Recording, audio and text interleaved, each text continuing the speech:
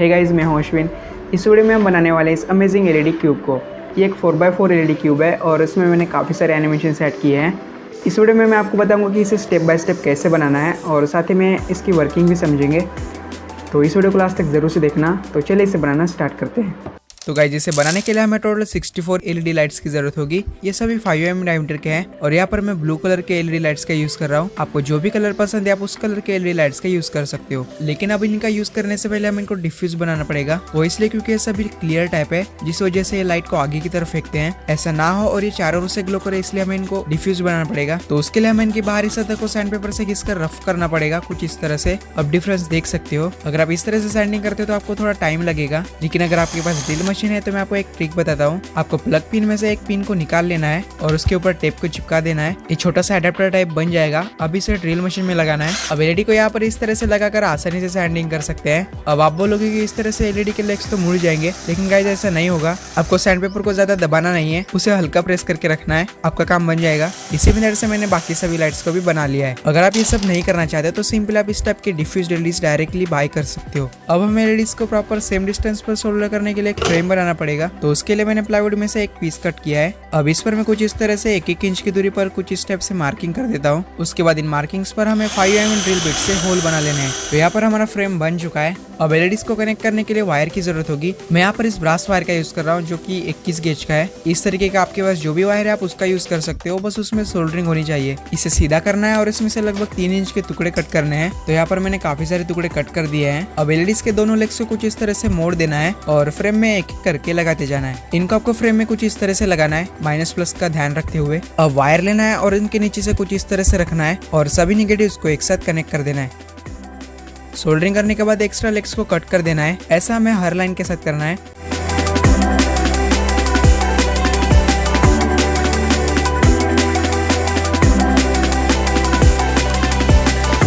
अब लास्ट में चारों वायर्स को कुछ इस तरह से सोल्डर कर देना है। तो यहाँ पर हमने सभी 16 एलईडीज के निगेटिव को एक साथ कनेक्ट किया है। इस पूरे एलईडी सेट को लेयर कहते हैं और इसी तरह से हमें 3 लेयर्स और बनानी है। तो यहाँ पर हमारी चारों लेयर्स कंप्लीट हो चुकी है।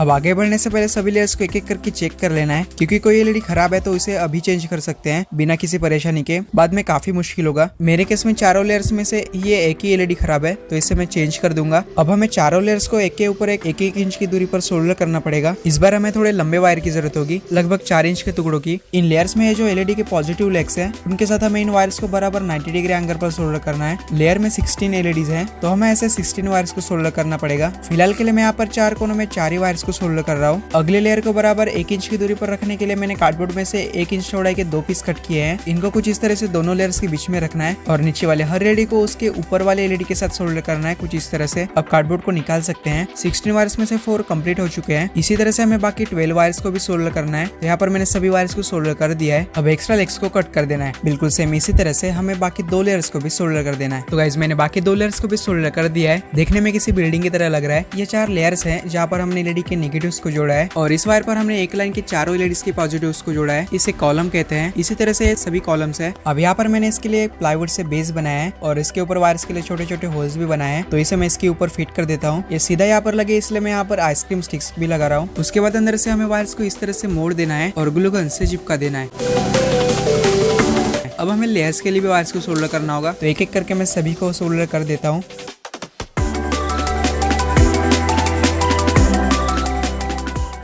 तो गाइस, मैंने चारों लेयर्स के लिए वायर्स को सोल्डर कर दिया है और इनको भी सेम अंदर से इस तरह से मोड़ दिया है। तो गाइस, यहाँ तक हमारा 60 से 70% काम कंप्लीट हो चुका है। अब बस इसमें इलेक्ट्रॉनिक्स ऐड करना बाकी है।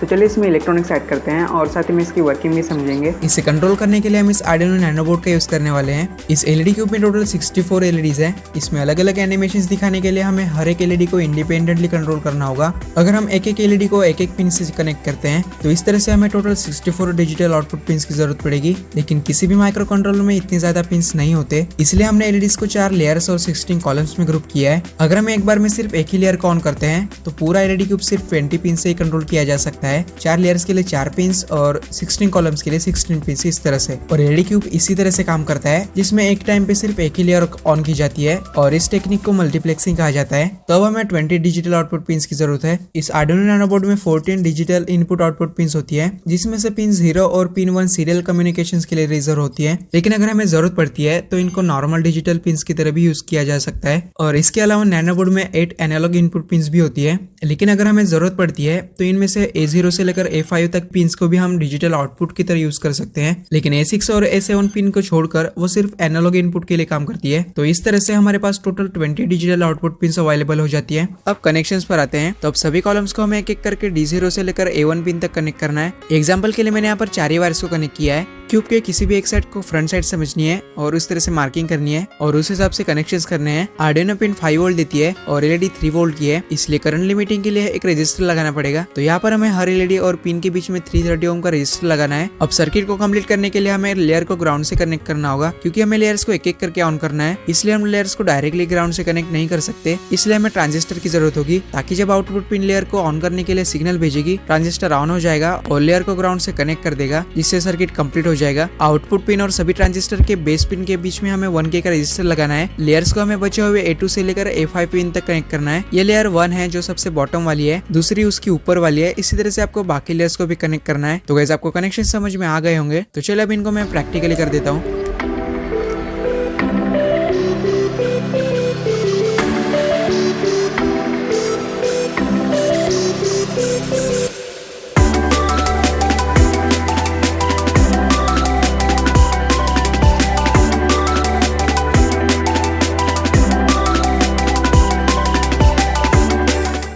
तो गाइस सभी कनेक्शंस कंप्लीट हो चुके हैं, अब बस कोड अपलोड करना बाकी है। तो कोड अपलोड करने के लिए आप मोबाइल का भी यूज कर सकते हो। बस आपको अपने मोबाइल में आर्डिनो ड्रॉइड एप्लीकेशन को डाउनलोड करना पड़ेगा। कोड का लिंक मैंने डिस्क्रिप्शन में दिया हुआ है, वहां से आपको कोड को कॉपी करना है और यहाँ पर पेस्ट कर देना है। तो गाइस ये है कोड। इस कोड में काफी सारे एनिमेशंस दिए गए हैं। अब आपको सबसे पहले इस फ्लैश आइकन पर क्लिक करना है, ये कंपाइल बटन है। कोड को अपलोड करने से पहले कंपाइल करना होता है। कोड कंपाइल होने के बाद इस डाउनलोड आइकन पर क्लिक करना है, जिससे कोड अपलोड हो जाएगा। तो यहाँ पर हमारा कोड भी अपलोड हो चुका है। तो चलिए अब जल्दी से इस आर्डिनो बोर्ड को बॉक्स में फिट कर देते हैं। यहाँ पर हमें न्यू कट करना पड़ेगा, गलती से मैंने साइड में बना दिया था, तो इसे मैंने कट कर दिया है। अब आर्डिनो बोर्ड को अच्छे से इंसुलेट कर देना है और वायर को अच्छे से ऑर्गेनाइज करना है और इसकी जगह पर रखकर ग्लू गन से चिपका देना है। ग्लू की मदद से पुराने कट को भी मैं पैक कर देता हूँ। अब लास्ट में इसके बैक कवर को भी चिपका देता हूँ। तो गाइस फाइनली ये कंप्लीट बन चुका है।